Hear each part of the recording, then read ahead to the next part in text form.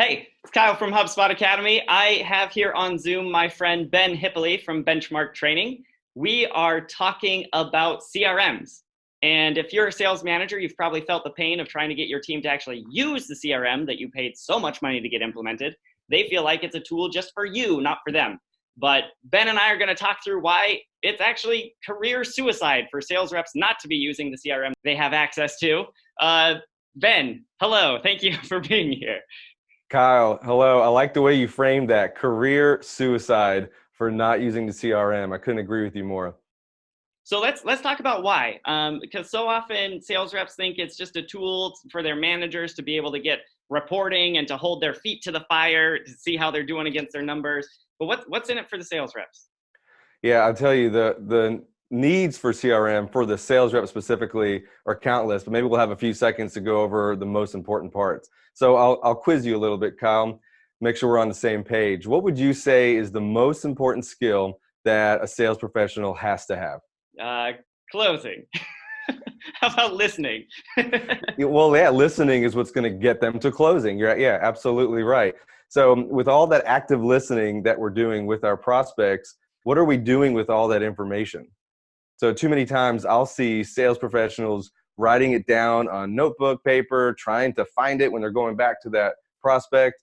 And if you're a great listener, but you can't keep your notes organized, that's a big problem.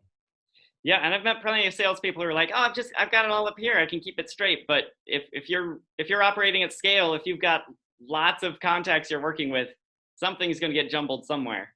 You know what? That is a great point. So if you can keep all of your conversations in your head, then that leads us to our second problem, and that is that your pipeline is not robust enough. And in fact, that is actually the number one reason why sales professionals fail, because their pipeline's too thin. So think about it. You have all these notes because you're such a great listener, right? So sales professionals out there, you know you're great listeners. You're keeping all these notes, and you have to keep it organized in your CRM, so that way you can, whenever necessary, jump right back into a conversation without asking your prospect to repeat themselves or confusing prospects with another one maybe you just spoke with. It's an absolute relationship kill. You can't afford to do that. Yeah, and I think that's a really interesting point. I see blog posts from time to time, prophets of doom saying the death of the B2B salesman, it's all AI, it's all machine learning. But Yeah. really, like, the reason we need humans is to do things machines can't do, right? Machines are fine at taking notes and recording things. That's what the CRM is for. They're not so good at building relationships. They're not so good at problem solving, especially complex problems. And that's what we want our salespeople's brains to be focused on, not the keeping details straight, remembering names and dates and things. Exactly right. And it takes away your brain power from doing the more important things that are going to make you more commission and make your prospects happier. Yeah, and to bring it back to benefits for the salesperson themselves, that data is how you know where your strengths and weaknesses are, and Yeah. and how your manager or whoever can coach you and help you, or you can even self-assess and find ways to improve.